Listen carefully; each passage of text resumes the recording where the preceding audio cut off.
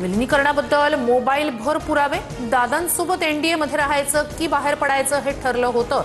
दोन्ही राष्ट्रवादीच्या विलिनीकरणाबाबत रोहित पवार यांचा मोठा दावा.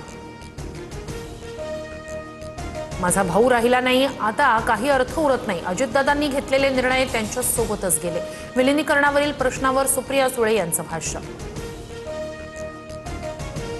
विलिनीकरणाच्या बैठकीनंतर नरहरी झिरवाळ आणि हिरामण खोसकर यांचे सूर बदलले. विलिनीकरणाच्या चर्चांवर पूर्णविराम. झिरवाळांचं भाष्य. तर या विषयावर आपण बोलणं योग्य नाही असं तटकरेंनी सांगितलं. खोसकरांची माहिती. पुणे मुंढवा जमीन प्रकरणात पार्थ पवारांना क्लीन चिट मिळण्याचे संकेत. अहवालात पार्थ पवार यांना सोडून 2 अधिकाऱ्यांवर कारवाईची शिफारस. व्यवहारावर सही नसल्यानं पार्थ पवारांचा संबंध नाही. सूत्रांची माहिती.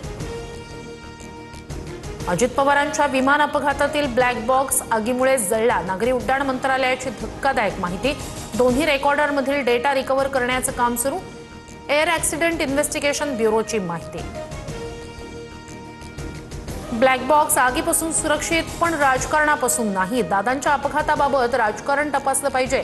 20 तास थांबा. उद्या सकाळी 10:30 वाजता पत्रकार परिषद घेणार. रोहित पवार यांची माहिती. मंत्रालयातील लाचखोरी अतिशय दयनीय आणि कलंक लावणारी. प्रकाराबाबत कल्पना नव्हते. लाचखोर लिपिकाची खातेनिहाय चौकशी करून योग्य ती कारवाई करू. मंत्री नरहरी झिरवाळ यांची स्पष्टोक्ती.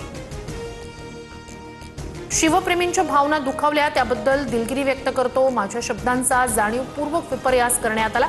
टिपू सुलतान प्रकरणावरून हर्षवर्धन सपकाळ यांच्याकडून दिलगिरी व्यक्त.